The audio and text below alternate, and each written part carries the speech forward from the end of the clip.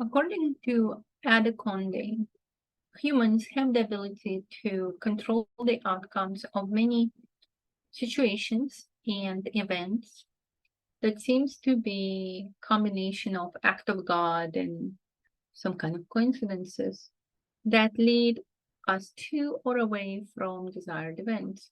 For example, our job situation, our family situation, our money situation. Sometimes people work very hard and money seems to be constantly slipping out of their hand. Things happen, something burns down, cars are crashed, money never stays, no matter how hard they work. And other people seem to be able to maintain their money and multiply them while working just as hard or maybe even less hard. Same with love, same with relationships, same with children, same with just about any kind of situation in life. And the Conde said that the fact that two people engage in the same activity having two different outcomes often has to do with their consciousness and subconsciousness. And we have control, humans have control over outcomes, whether those outcomes are positive or negative, desirable or undesirable, by directing their subconsciousness either knowingly or in most cases unknowingly to themselves to a outcome that they may or may not even appreciate later. So that was a long introduction. Let me give you an example of how that would work with the example of a story of the boy and the horse. So Ed Conde tells the story about a group of young boys. I think they were either in Germany or in Austria or someplace like that. But let's just say 1800s. A group of young boys are hanging out and they see a horse that seems to be well kept and have all the outside appearance of well taken care of horse that appears in the distance, and it seems like the horse is lost. It seemed to be wandering without a purpose.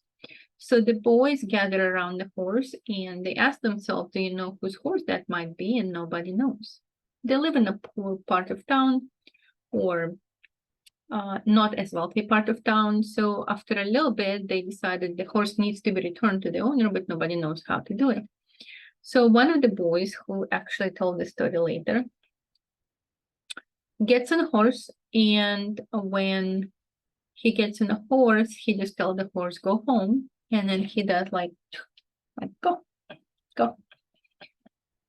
And the horse starts to slowly walk forward. And the boy just drops the what do you call this? The reins. The boy dropped the reins, and he just quietly and passively sits on top of the horse, and the horse starts to walk in a direction that the boy figures out probably goes back home somehow.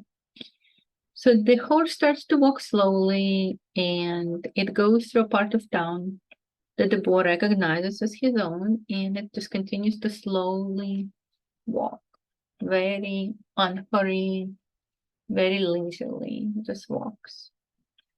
The boy looks around, and the horse is now leaving the part of town that he knows, and it still continues to slowly walk into the distance. From time to time, the horse stops and starts to kind of get distracted, and then the boy just say, go home, and just like, go home. And the horse starts to walk again. So after a little bit, the boy on top of the horse realized that wherever the horse is going is a different part of town that he does not know, and he never been there before. Nevertheless, he continues to sit passively on a horse from time to time, just reminding it that it needs to go home. And little by little, the horse makes progress forward until it ends up on a road that leads to a house on a hill. And from that house on a hill, a man runs out, and he said, oh my God, that's a miracle. You found my horse, he said to the boy. And the boy gets off the horse, and the man says, "Young man, what's your name?" He says what his name is. And he said, "How did you know that was my horse?" And the boy says, "I did not know that was your horse, sir." And the man asks, "So how did you know to bring the horse here?" And the boy says, "I did not know, but the horse did." The young boy, Conde tells us, later grew up to be a psychologist. And that psychologist used the story from his childhood about him finding the horse and knowing that eventually horse would go back home if directed properly. He created a theory of conscious and subconscious. So let's look at the story of the boy and the horse from the position of our consciousness and subconsciousness. In this particular scenario, the horse is an animal that does not speak, does not has greatest of intelligence, is basically a beast controlled by instincts, emotions, and memories. The boy, on the other hand, is a very bright boy who understands directions, understands morals, understands responsibilities, rights, wrongs, rules, regulations, etc. So he said that in our life, we believe that we, let's just say the id of our consciousness, we associate ourselves with this boy. We're responsible, we understand the rules, we know right from wrong, we understand directions, we can learn instructions, etc., etc. And in that particular scenario, we treat our emotions, we treat our internal workings, the subconscious part of our mind, the one that produces dreams, the one that produces fears, the one that produces joys and thoughts and emotions. We treat that part of ourselves as a horse, a beast that needs to be controlled, a beast that needs to be directed, put into some kind of restraints. The boy, when he encountered the horse, is obviously smarter than the horse, and the boy knows that the horse needs to return home. But he doesn't know where the horse came from. So the boy did the only right thing that he could do. He gave the horse clear instruction. And then he dropped the reins. He dropped the reins because he trusted that the horse knew where it came from. So the psychologist who later became, the boy who later became a psychologist, he says that we, as ego part of us, the conscious part of us, are so focused on controlling our feelings, emotions, memory, thoughts, etc., that we take away the inherent power of that subconsciousness, the immense knowledge that our subconsciousness has. We override it. He said, had I, as a boy, when I got on that horse, started to tell the horse, go right now, go left now, go straight now go turn around and go back, would the boy succeed in controlling the horse? Probably. The horse would probably listen.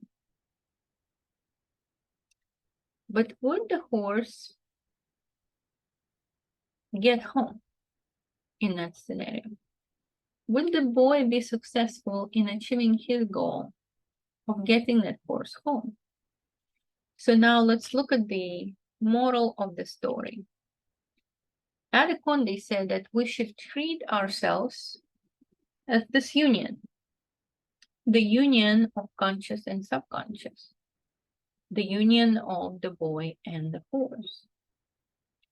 The boy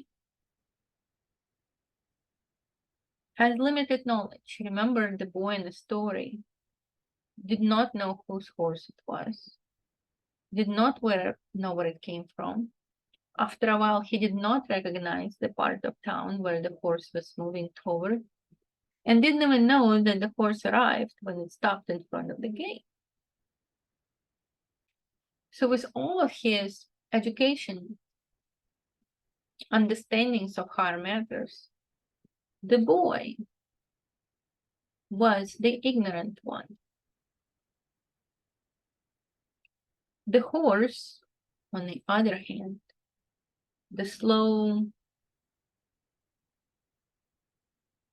memory and emotion motivated brute,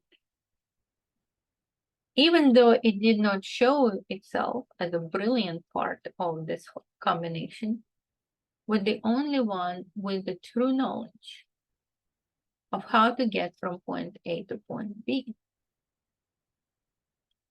Therefore, Conde says that very often we ruin our own plans of achieving our goal, whatever goal we have: lose weight, get out of this relationship, get into that relationship, find a job, make more money. We ruin our own goals, she says, by controlling the direction of the horse, by telling the horse what to do, what not to do, when to stop, when to go. She says that the better way of handling that is what I would call trust the universe. In what way? Just like the boy who knew that the horse needed to go home somehow, but didn't know how, where, etc. She believes that the best way to handle this union is to give horse a very clear direction and then drop the reins. Stop controlling the emotions. Stop controlling the thoughts. Stop controlling the memories. Follow your intuition. Follow your even unknown paths that seem to be leading you to places where you didn't expect to be, but nevertheless trusting the universe, that the universe is leading you to the outcome that you requested. Later on, to support the story of a boy and a horse, I'm going to tell you a story of how Conde herself accidentally discovered the similar situation of the story of the boy and a horse, about finding a doctor that she needed. So that might be a video that I'll record in a minute. But the story of the boy and the horse is an allegory. It's something for you to think about whenever you're stumbled, whenever you have no idea what to do next. Just like the boy did in this story. In that case, the prescription from Conde is to clearly state to yourself the desired outcome. Go home in that case. And then stop resisting the events that follow, no matter how unexpected they are, no matter how they don't look like they're the right type of events. Nevertheless, accept that the universe, just like a horse, is about to start moving in a direction that you do not know. But you should not try to direct its course. I will come back to the story of the boy and the horse several times through these videos, just because Conde herself refers to this power or this dynamic of trust. Trust of your own powers. Trust of the universe. Trust in your ability to bring about events, people, and consequences that you had no idea you could summon. I'll see you at the next video.